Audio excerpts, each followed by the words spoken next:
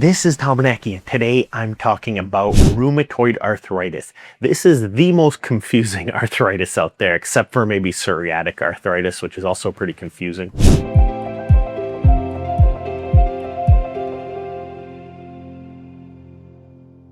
But it's different than osteoarthritis. Osteoarthritis is basically just like you break an ankle, it ruins your cartilage in the joint, and this joint's messed up forever. It doesn't bend properly. But rheumatoid arthritis, it affects your hands and your feet. It affects the smaller joints first, so your fingers, your toes, your feet. It's less likely to affect the bigger joints, but on the other hand, osteoarthritis, you could tweak your knee and you get it in just that knee. If both feet, both ankles, both hands are starting to hurt, this could be rheumatoid arthritis. And the tricky part with rheumatoid arthritis is that rheumatoid arthritis is an autoimmune disease. It is confusing. And what I mean by that is there's not a consensus, even in the scientific literature, exactly what it is. There's different types. There's 3 types of rheumatoid arthritis. There's seropositive. So what that means is there's a rheumatoid factor blood test that they can do, and that means you have it. This is the most common type. It's progressive. It hits the joints get sore. They get better with anti-inflammatory control, like icing, like ibuprofen, that kind of stuff. There's a less common one, the seronegative version, which means even if the blood test is negative, you could still have it. And then there's the juvenile type. Rheumatoid arthritis does affect the hands and the feet. And if not diagnosed and not treated, this can cause severe damage. I'm talking toes that look like this. And this is not an exaggeration. Ankles that are flattened out like this. So when they land, they're out like this, and toes basically look like that. So when you're 60, 70, 80, and you did not control rheumatoid arthritis, that's what your feet will look like. And your fingers will kind of shoot off to the sides too. Here's the important part is you have normal hands, and then they bend a little bit, and then maybe 5 years later, they bend a little bit more. Then they bend a little bit more, and now the joints are gone. Bone starts to fuse. There's no way to reverse this unless you cut the joints open, and even then it's not great. So when rheumatoid arthritis first starts, there's no major changes on x-ray, and you notice it more in your hands because, let's face it, the feet usually have more of a reason to hurt because you're walking on them all day. But when your hands start hurting for no reason, people get suspicious. And then we look at the x-ray, and what we see is at first a healthy joint, but as time goes on, you can see the cartilage is wearing away. So that's called synovitis. And that's the immune system starting to attack the cartilage. You could see the blue stuff there is wearing away. That's the cartilage. And eventually, number 2, it's called the pannus, because the pannus is a clump of autoimmune tissue basically destroying the cartilage, and now it's starting to eat into the bone. As it eats into the bone, number 3, that's called fibrous ankylosis, because your body tries to heal. And as it starts to heal, you can see this fibrous tissue starts to form. This is called fibrous ankylosis.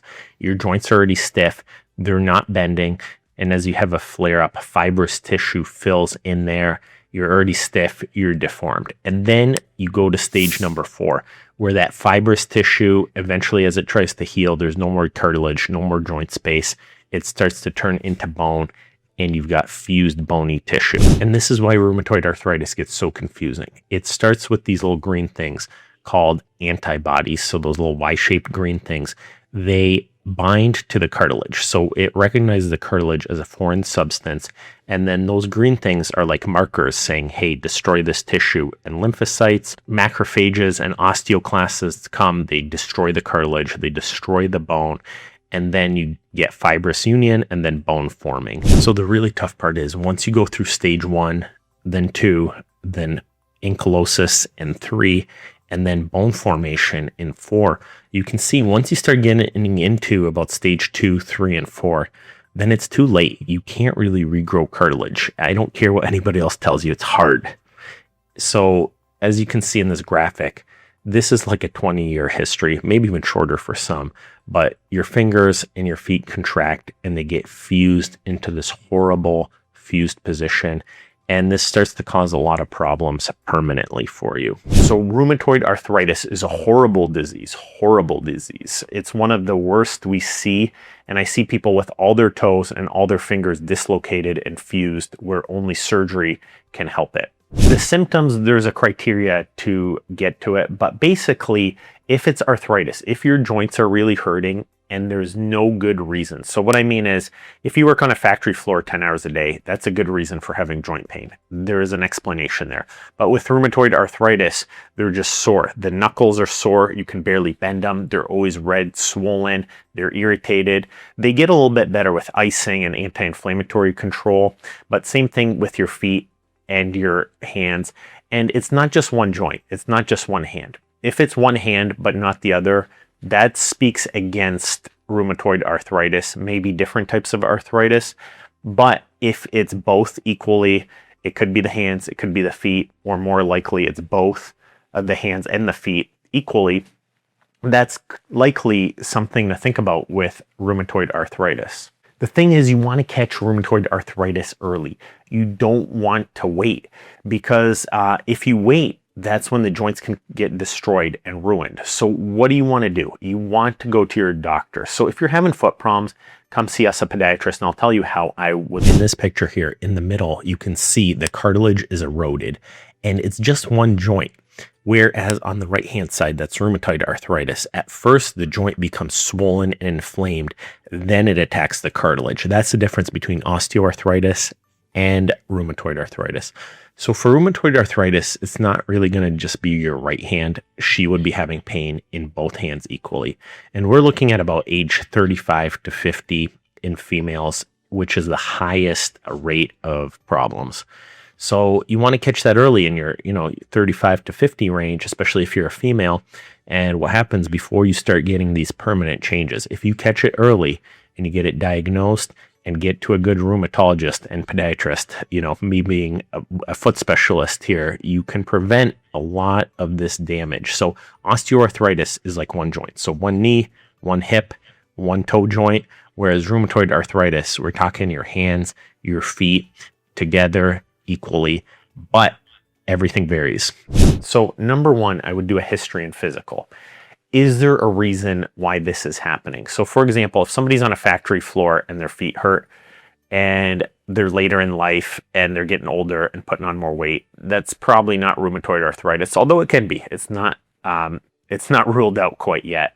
But on the other hand, if somebody's just sitting at home, taking it easy, and they're especially female, because that's more likely in female, and your fingers and hands are hurting equally for absolutely no reason, maybe we should go see a rheumatologist or start getting lab tests at that point.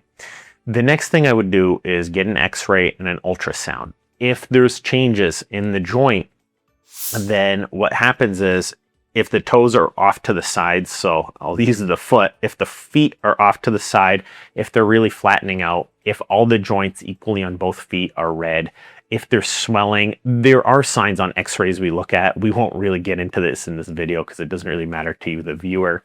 But there's criteria we look at to assess for rheumatoid arthritis. But the thing is, if we waited this long, we already waited too long. Because what we want to do then is catch it earlier. So you could do blood tests.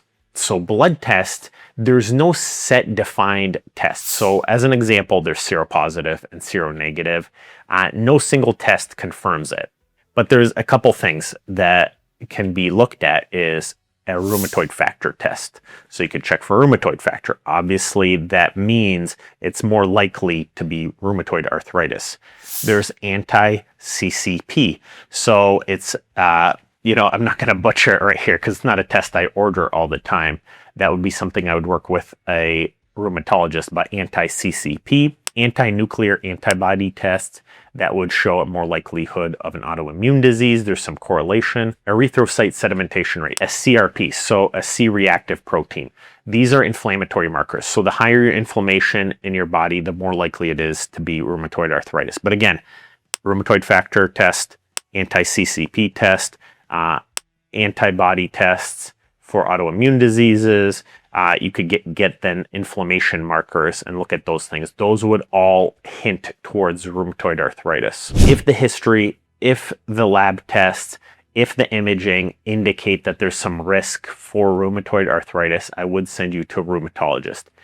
I'm not a rheumatologist, and a rheumatologist should be treating rheumatoid arthritis.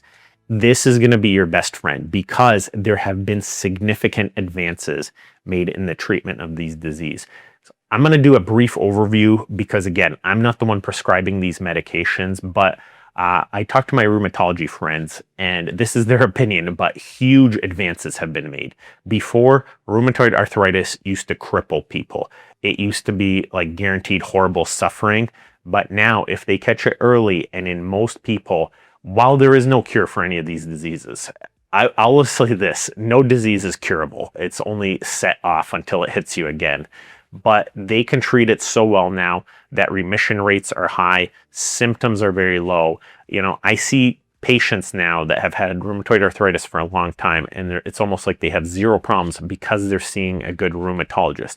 So rheumatologists are hard to get into to see, and you want to have some suspicion. So check with your primary care doctor, check with your podiatrist, and we can help set you up with an appointment for a rheumatologist. So the first thing you can do medication-wise is anti-inflammatory drugs. So like ibuprofen, acetaminophen, that's your Tylenols, steroid medications.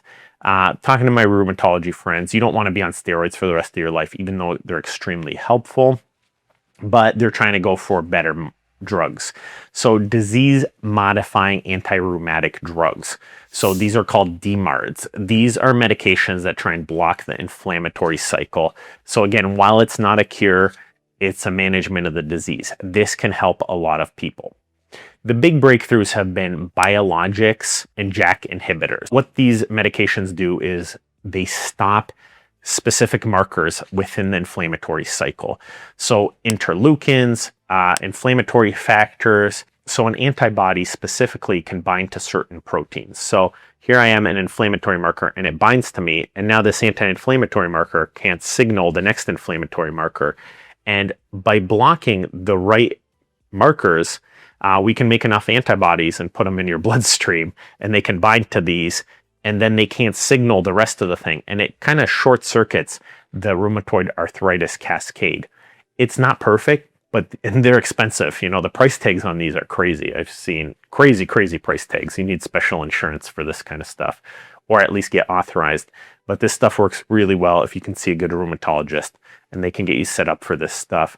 And again, I'm not an expert in this area. My rheumatology friends are, but what they tell me is they're very excited if they can get people on these medications, low symptoms, high remission rates, and they work really well. So that's the good news on rheumatoid arthritis. It's not the horrible crippling disease for everybody that it once was. So things that I can help with as a podiatrist. So a rheumatologist would not do this, but for rheumatoid arthritis, basically the feet flatten out. So I always kind of think about it like a pregnant woman. When a woman's pregnant, there's more gravity and the ligaments and the tendons are more flexible. So whereas normally your foot keeps an arch, it can flatten out. So it's the same thing with rheumatoid arthritis.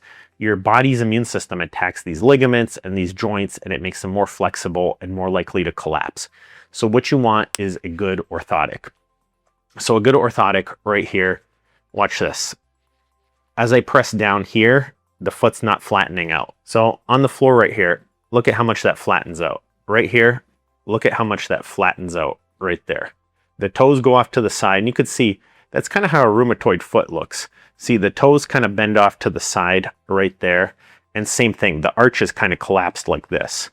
So if you wear an orthotic pretty much all the time, like this, see, it won't really collapse under gravity, and the toes are not really shooting off to the side, even though they're slippery in this case, but in a shoe they won't. The next thing you want to do is not only have an orthotic in your shoes, but if you're going to wear slippers, especially if you work from home or something, you know, good slippers with a good orthotic. Even though this is an old one, this is my demo purpose. This is the one I use at home. You don't want a shoe that's flexible like this. See how flexible this shoe is? You want a good supportive shoe. So on the extreme end, I love the Hoka's. Stiff heel, lots of foam padding, very stiff. Rocker bottom means they roll rather than flat landing. See, you want that roll. That's called a rocker bottom. And that puts the pressure more into your thigh muscles, your hamstrings, rather than your toes and your feet. So personally, what I like is a shoe that's a pretty good running shoe and a custom orthotic. So you can see a custom orthotic versus a flexible over-the-counter. They're not a ton different, but you can see this one is a lot more meaty than the red one at the bottom. And same kind of thing, and same thing. Look at it, really supports the arch right there as I'm pushing down. That does a pretty good job supporting the foot. A custom orthotic in rheumatoid arthritis would probably be worth the money. I don't always push people towards the custom orthotic, but in a severe disease like rheumatoid arthritis, it's probably a good idea to prevent any type of collapse or damage while you're also getting medications and treatment from your rheumatologist. You want to stop that gravity from collapsing and destroying your feet. For pain control, ice is really good. Heat is really good because it's not an acute injury. So ice and heat are good 20 minutes at a time. Don't burn your feet. Massaging, stretching can be really good to take pressure off your feet too. What I would do as a podiatrist too is, do you need a cane? Do you need a walker? Do you need a wheelchair? We got to get you these ambulatory aids. You don't want to just be stuck in bed, not moving. Some people get caught in this trap. Keep moving. Use a cane, use assisted devices. And what we also do is physical therapy. Basically a frozen ice bottle. You can massage the ligaments on the bottom of your foot. You can get these ice balls. You know, these are popular with athletes. You can use them in your calf muscle, for your hamstring. These massage balls are really good. And we're talking like a $1 solution. It's not a medication that's going into your body, so it's not damaging anything. And I want to make this clear. Exercises will not fix rheumatoid arthritis, but they can complement stretching, sore joints, sore muscles. You still need to see a rheumatologist to get this stuff taken care of. This is just physical therapy work that can help out. So massaging your calf muscle, massaging your hamstring, your perineal tendons that I'm massaging right here, your plantar fascia. You want to use massage methods on your soft tissues. So then as you warm up, you can do some stretching. So I showed earlier how one foot can be tighter than the other. You want to stretch your hips, your hamstrings, your thigh muscles, your calf muscles, your plantar fascia. You want to stretch everything out. And that type of physical therapy is what can help your foot and ankle. But again, medications may be the key. So getting a physical therapist to the house from our clinic. I love sending out physical therapists to the house. And number two, what you want to do is not only a physical therapist, but an occupational therapist. So they can assess your house. Do you need handrails? Do you need a ramp to get up your steps?